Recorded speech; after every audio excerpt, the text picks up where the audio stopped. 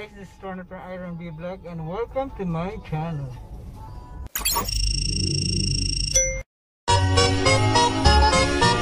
For today's video, sasamahan ko sila Ate Mina, Ate Debbie at Joanne sa kanilang annual Christmas party ng CCAP or Concerned Citizen Alliance of Pasig City, Philippines Inc. At nandito na nga kami sa venue ng pagkakaroon sa kanilang annual Christmas party. At ngayon, handa nilang mga regalo, mga raffles na nakuha nila sa mga nag-donate. Kaya no, abalang-abala si Ate Debbie sa pag-isa ng mga gifts.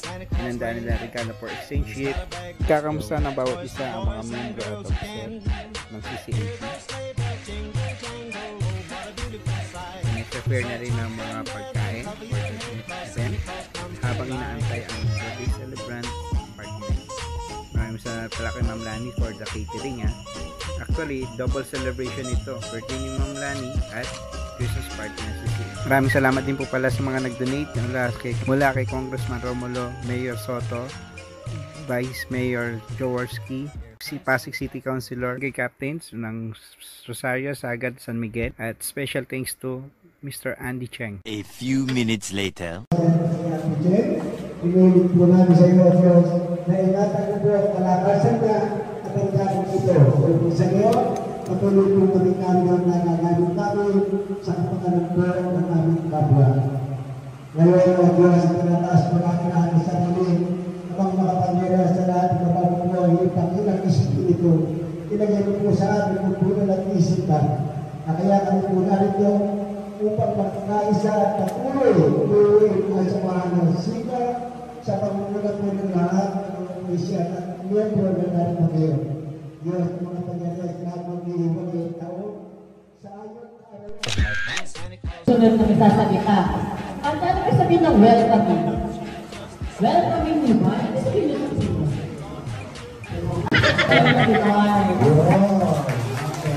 Yes, opo. Nakakakabat at kapag-gapit na meron sa pag-gapit. Ito talaga, sa party, para sa CCAP, ilagyan ko lang ng happy birthday. Nakasikat lang ako, pero para sa atin po lahat. Kasi tayo po nga kaya. Ngayon po tayo na. Ako, sumarap kayo sa katiman. Sa ano nyo? Sa katabi nyo. Isipin ka katabi nyo. Sige, harap. Isipin ka naman. Wow! O now, kilala mo ba siya? O kasi ganito, CCAP tayo, hindi tayo nakakilala. O sabihin nyo, welcome to CCAP. CCAP. Sige pa. O welcome, diba? Yung gusto mo na yung makilala, hindi pa rin siya matakot. Pero pag-isip ko lang po na, itong CCAP, CAP po, meron tayong video. Yung po pa rin sa issue natin. Yung po ginawa ni Miss Carmen. Yung po yung nasa puso ko. Yung pa rin. Yung issue niya, ano yung issue ko? Sino yung CCAP dito? Serving people. Serving God. Sana, at tulad ng sinabi ko sa TV, sana tumagal kayo, maging permanente member ng CCAP, hindi para lang tayo makatulong sa iba, hindi para tayo makatulungan. Mas maganda, yung makitiwanan natin ay nakatulong tayo sa iba. Hindi tayo, pero siyempre, yung hindi kayo tulungan ng CCAP. Pero kung may mga kaibigan kayo na gustong mag-servisyo sa kapwa at tinatanggap na yan ng CCAP. Ngayon po, temporary lang po ako na nakaupo at treasurer. Atin po talagang CCAP ngayon, si Ma'am Hasni. Kasi po, may nag-expect mo siguro, alam mo, nag-prepare siya, pero ito po ay okay. Ang ating samahan. Walang iba kundi si Madam Delegate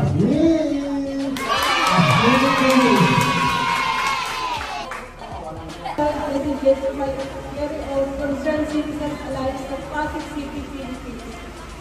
Our pickup is going to feel a large part of our life, what we believe is grateful. And the only way to do it is to love what to do.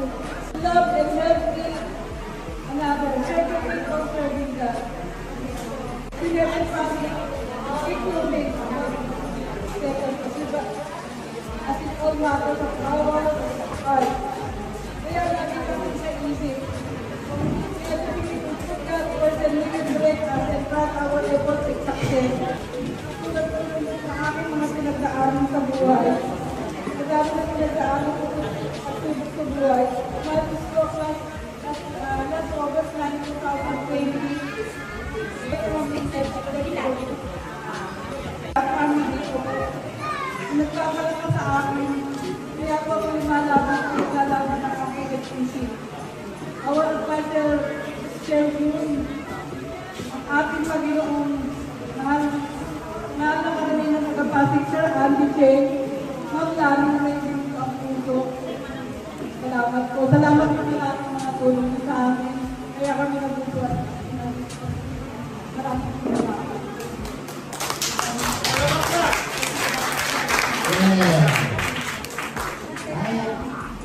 Salamat po sa lahat ng tulong sa aking mga lagi po sa members, sa aking mayor, kasama Power Balmega, sa kanilang mga gifts. Nag-buy mo sa microphone. Salamat po sa lahat ng tulong sa akin. Naligayan po sa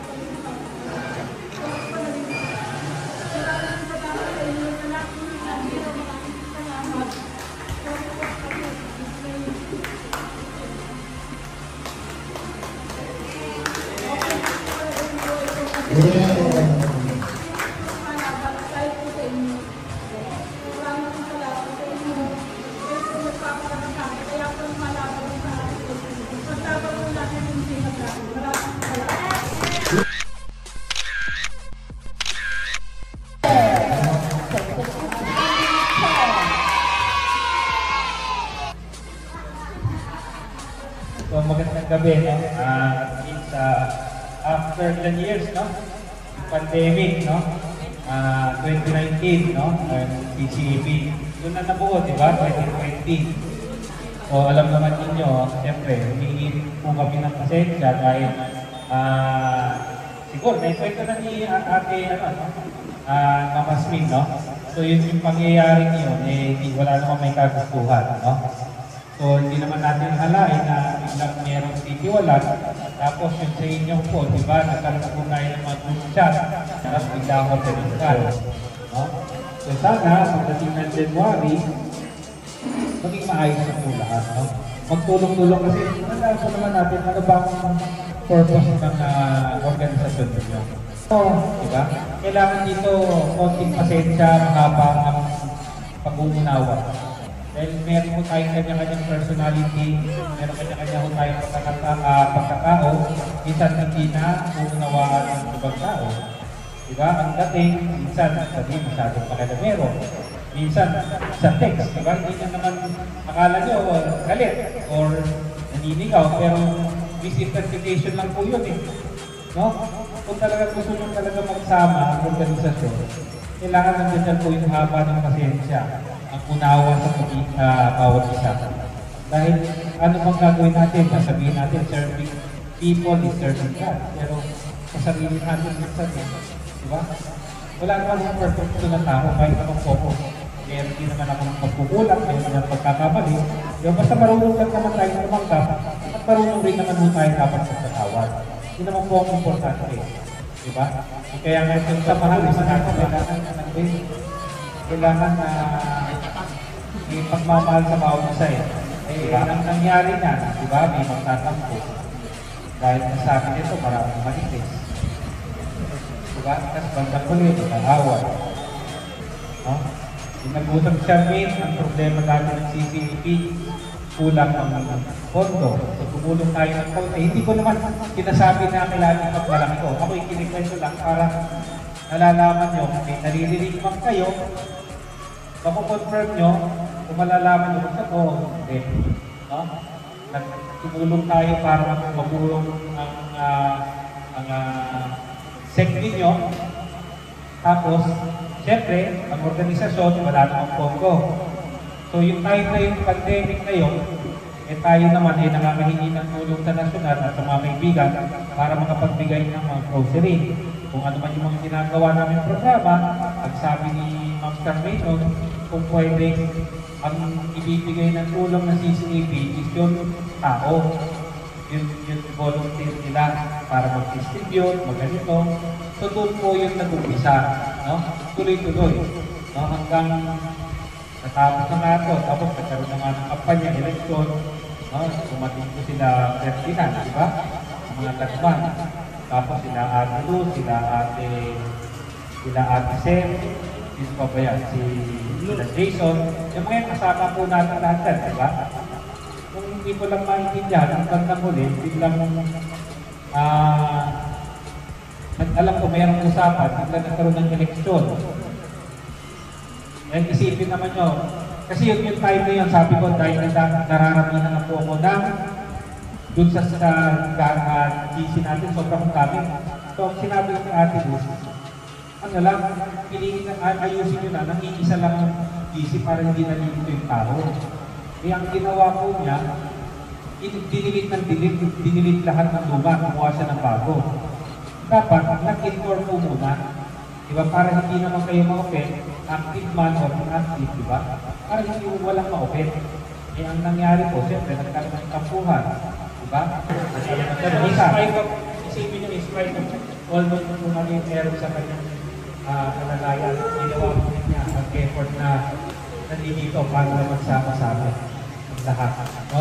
So, Ma'am Lani, maraming salamat po sa ginawa mong funding ng CCAP, no? Sana po pwede, no? Maging masaya po tayo sa darating ng Pasko. Kung meron po tayo sama ng loob sa bawat isa, kalimutan na po natin. Mag-start tayo ng maganda sa 2022. Okay? Merry Christmas po at magandang gabi po sa inyo lahat. Happy birthday, Ate Lani. Ito na tayo. Happy birthday to you. Happy birthday to you. Happy birthday, happy birthday.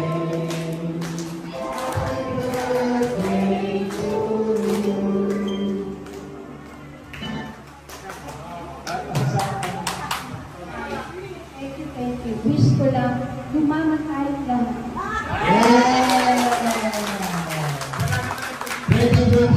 Dadami ba tayo?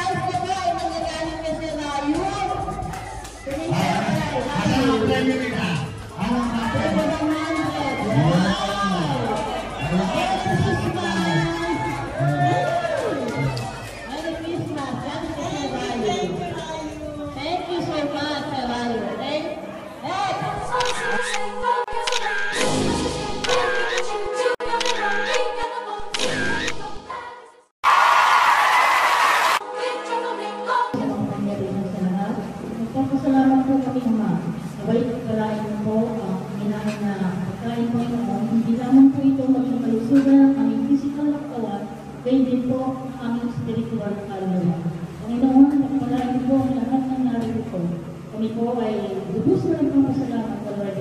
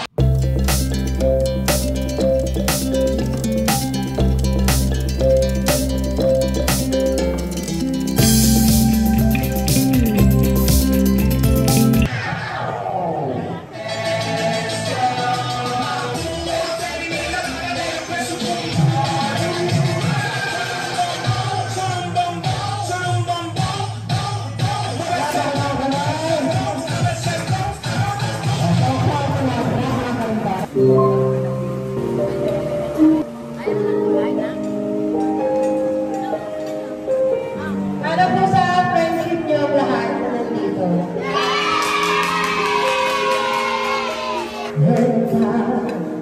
Never thought I'd feel this way. In spite of myself, then I get the chance to say that I do believe I love you anyway. I should never go away.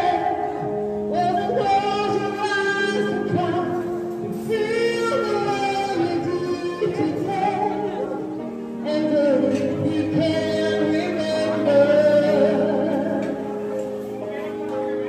keep smiling, keep shining, but you can always count on me for sure. That's what friends are for good times and bad times. I'll be on your side forevermore.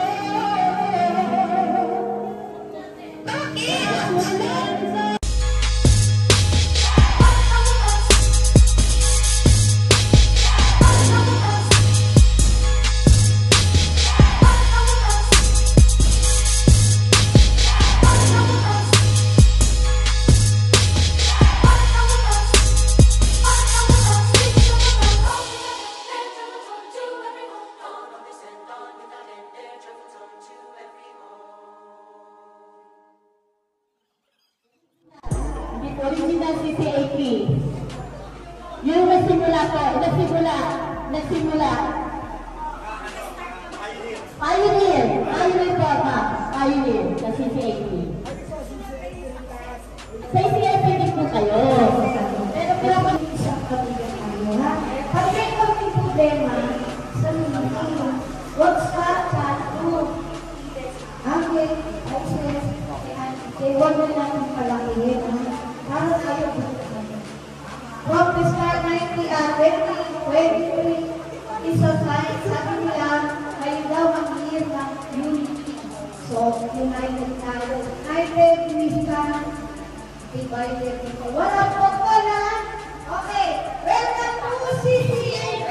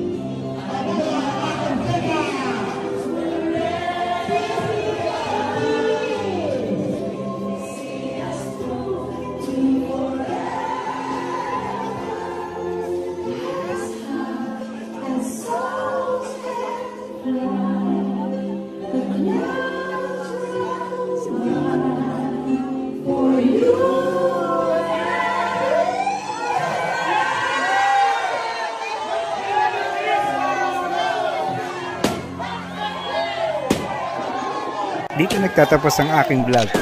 Mabuhay ang CCAP! Hep hep! Hooray! Hep hep! Hooray! Merry Christmas! See you ulit sa susunod na Christmas party ng CCAP!